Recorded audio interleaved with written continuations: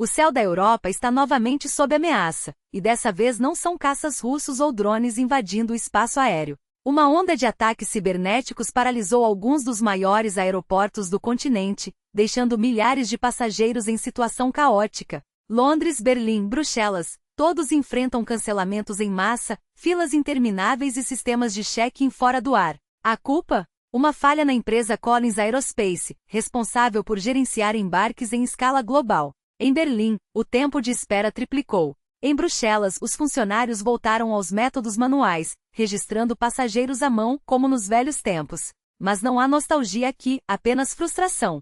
Um viajante alemão, visivelmente irritado, desabafou: "Não entendo como alguém pode achar normal envolver pessoas inocentes em conflitos que não são delas. Isso é terrorismo puro." Quem estaria por trás desses ataques? As suspeitas pairam no ar, mas uma coisa é certa: a infraestrutura crítica da Europa foi atingida em cheio, e o caos se espalhou por vários países. Enquanto isso, no fronte ucraniano, a situação se agrava. Imagens de satélite confirmam que as tropas russas avançaram em 3 frentes distintas: perto de Torets, na região de Donetsk, nas proximidades de Novomikhailivka, no sul, e em Novoiva, na área de Zaporizhia. O avanço é lento, mas constante, e os combates mais intensos acontecem em Pokrovsk, onde ocorreram cerca de 50 confrontos nas últimas 24 horas.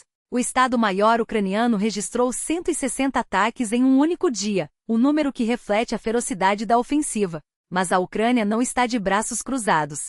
Drones e operações especiais da SBU atingiram alvos estratégicos no setor energético russo, incendiando estações de bombeamento de petróleo em Samara e Volgogrado. A linha Tikhorez-Novorossiysk, vital para o transporte de petróleo bruto, foi paralisada. Esses ataques não são apenas retaliação, são golpes cirúrgicos para estrangular a máquina de guerra de Moscou, cortando o fluxo de recursos que financia a agressão. A diplomacia também está em movimento. Volodymyr Zelensky anunciou uma possível reunião com Donald Trump nos próximos dias, durante a Assembleia Geral da ONU.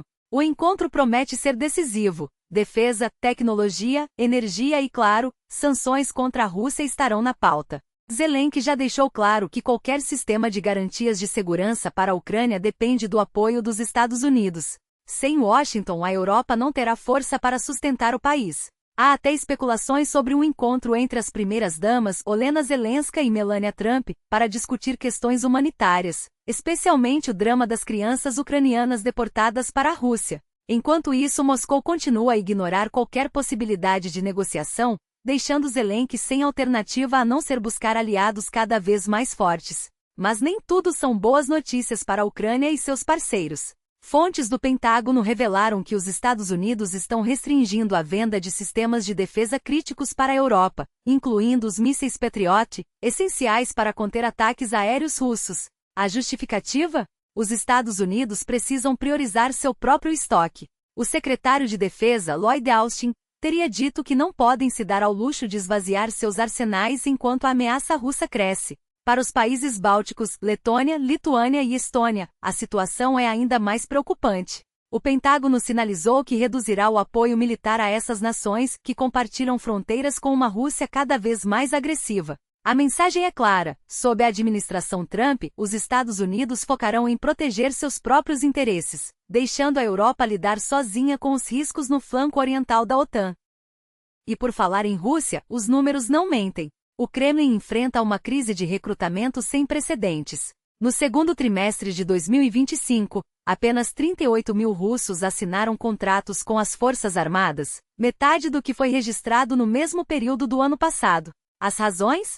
Medo, desilusão ou simplesmente a constatação de que a guerra não tem fim à vista. Enquanto isso, as perdas diárias superam 1.000 soldados, segundo o Estado-Maior ucraniano. Ou seja, a Rússia está perdendo homens mais rápido do que consegue recrutar, um sinal claro de que a máquina de guerra está se esgotando. Mas isso não significa que o perigo acabou. Enquanto Putin insistir em sua cruzada imperialista, a Ucrânia e o mundo continuarão a pagar o preço. Essas são as notícias que moldam o nosso tempo. Fatos que exigem atenção, reflexão e, acima de tudo, ação. Nossa equipe trabalha incansavelmente para trazer informações precisas e análises que fazem a diferença. Mas precisamos do seu apoio para continuar. Cada contribuição nos ajuda a manter a independência e a qualidade do nosso trabalho. Não deixe de acompanhar e, se possível, faça parte dessa missão. O futuro da Europa e do mundo está em jogo. E o que esses números revelam é uma realidade alarmante. A educação russa está em colapso. Mais da metade dos estudantes não consegue sequer dominar regras básicas de ortografia, como o uso correto de não e nem. Apenas 46% acertaram exercícios sobre palavras que exigem atenção simples, como não é à toa. E isso é só o começo. Cerca de 60% fracassaram em questões sobre sinais de pontuação, hífen e grafia separada ou junta, erros que nos anos 90 já seriam inaceitáveis. Mas esses jovens não nasceram na era do caos pós-soviético. Eles cresceram sob o governo de Vladimir Putin. E enquanto a Rússia afunda em analfabetismo funcional, do outro lado do Atlântico, uma decisão igualmente preocupante ameaça o futuro da inovação global. Donald Trump assinou um decreto que multiplica por 500 o custo das vistos de trabalho H-1B para os Estados Unidos. Antes, empresas pagavam modestos $20 por inscrição, agora serão $100 mil por profissional. A justificativa? Proteger empregos americanos. A realidade? Um tiro no pé da economia mais dinâmica do mundo. Essa taxa absurda não vai apenas desestimular a contratação de talentos estrangeiros, ela vai estrangular a competitividade das empresas americanas. Afinal, quem vai pagar $100 mil por um engenheiro de software indiano ou chinês, quando pode treinar um recém-formado local? A resposta é simples: ninguém. O resultado é previsível. Empresas como Google, Apple e Microsoft, que dependem desses profissionais para impulsionar a inovação, serão forçadas a deslocar suas operações para países onde o talento é acessível, como a própria Índia, que já comemora a medida. Não perdemos nada, declarou um representante do governo indiano. Pelo contrário, agora nossos especialistas ficarão aqui, e nossa economia vai crescer. E quem sai perdendo? Os Estados Unidos, que ao erguer barreiras contra a imigração qualificada, estão sabotando seu próprio futuro tecnológico. Pior ainda, esse decreto não afeta apenas gigantes da tecnologia. Ele atinge diretamente empreendedores que construíram impérios a partir do sonho americano. Elon Musk, cofundador do PayPal e da Tesla, chegou aos Estados Unidos com um visto H-1B. O mesmo vale para Mike Krieger, um dos criadores do Instagram. Quantos outros gênios serão impedidos de cruzar a fronteira por causa de uma política míope? Quantas startups deixarão de nascer? Quantos empregos, sim, empregos americanos, deixarão de ser criados porque o talento foi barrado na porta?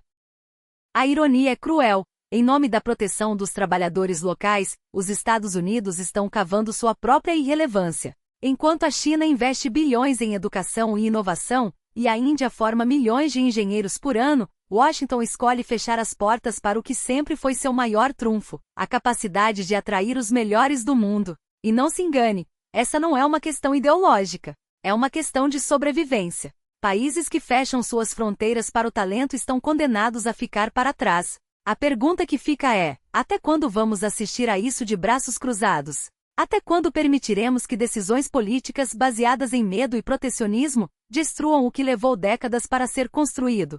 O mundo não para. A competição não espera. E enquanto alguns governos escolhem o retrocesso, outros já estão correndo na direção oposta. Se você chegou até aqui, é porque entende a gravidade do que está em jogo. Não deixe que essas histórias se percam no ruído do dia a dia. Compartilhe, debata, exija mais. O futuro não é uma promessa, é uma construção. E cada um de nós tem um papel a desempenhar. Até a próxima!